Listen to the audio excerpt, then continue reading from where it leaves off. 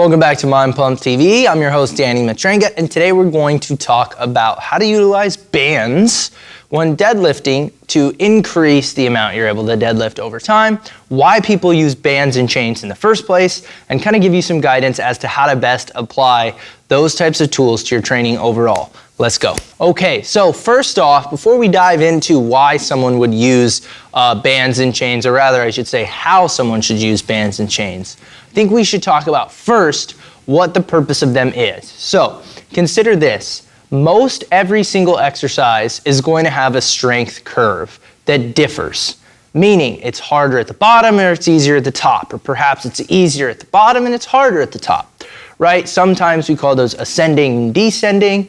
There are other strength curves, but for the purpose of this video, just know this. Each exercise generally has a semi-unique strength curve. So using tools like bands and chains allows us to manipulate the strength curve. So for example, on a bench press, the movement is always going to be hardest at the bottom, and it gets easier towards the lockout. If you put a band around each side of the barbell, what you do is, as you press up, and the band extends, you're accepting more and more elastic tension or variable resistance, which makes the exercise harder as you push away. So it takes an exercise like a bench press that's traditionally easiest at the top, meaning the strength curve kind of flattens out towards the top, and it pairs something like a chain or a band against that to make the resistance curve more equal, meaning it's hard at the bottom and it gets progressively harder as you lock out. So today I'm going to show you how to utilize bands when deadlifting to take an exercise with a semi-consistent strength curve, right? It's hard at off the floor, it's hard in the middle, and it's hard at the top. But I'm going to show you how to use bands to improve your lockout as well as make you a better deadlifter overall. So let's get into it. All right, guys, so I'm going to show you the most remedial beginner adaptation of bands on barbell strength curve manipulation possible, and that's just a simple single band for a deadlift. Now, if you're benching, you're gonna need two bands. If you're doing a reverse banded squat, you're gonna need two bands. If you're strong as hell, you're gonna probably deadlift with two bands or chains or however, but if you're just getting into this and you're like, I see people in the gym with bands, how do I manipulate this to make it work for me? This is probably the easiest way. So I have a nice little elastic resistance band right here, and this is kind of my little hack on how to set them up quickly. I take it all the way to the collar, essentially, as close as I can get to the flat of the barbell, pulling the plate all the way into the collar here. Then I just come across like this. Make sure it's the same on both sides. I move them in a little bit so they're kind of aligned with the barbell. And then I just roll the barbell over. So from here, you just assume your traditional deadlift stance. Now, take a look at it. You'll notice that the band at this point has the least amount of tension that it's going to have throughout the entire range of motion of the deadlift. As I come up, right, that band's gonna take on more and more elastic tension, which is going to make the strength curve progressively difficult at the top. Now, if I struggle getting it off of the floor, I might not want to do this. I might want to pull from a deficit. But if I struggle with a lockout, or I'm looking to be more explosive at the top, this gives me the opportunity to work on it with a lower weight on the bar. All that stuff being said, who exactly is this type of training for? Well, let's start off by identifying who probably doesn't need to focus on these performance variables. And that would be people just looking to improve general fitness.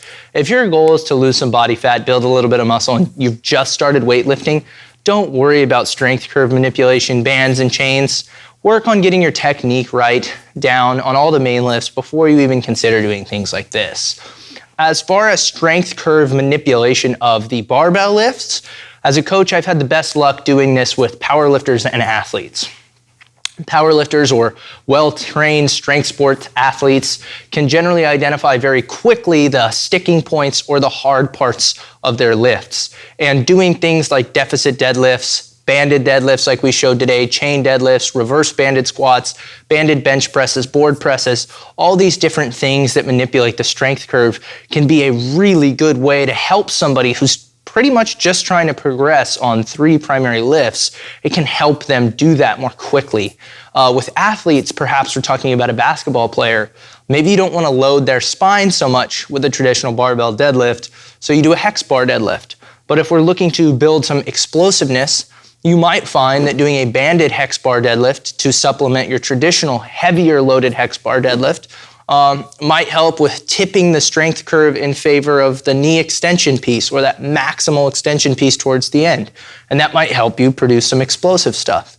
As far as physique athletes or people who are bodybuilders, I found that strength curve manipulation on isolation work can be quite awesome. So for example, on a lateral raise, you can tip the strength curve a little bit by using a cable instead of a dumbbell. And in doing that, you're gonna make the resistance profile a little bit more even so that you have a relatively even loading of the deltoid throughout the entire range of motion with a cable, whereas with a dumbbell, it's hardest at the bottom and it kind of peaks throughout that lower range, but the deltoid is under the most tension at the top where you just drop right down out of it. Whereas with the cable, everything being slightly more consistent might help you better load that tissue.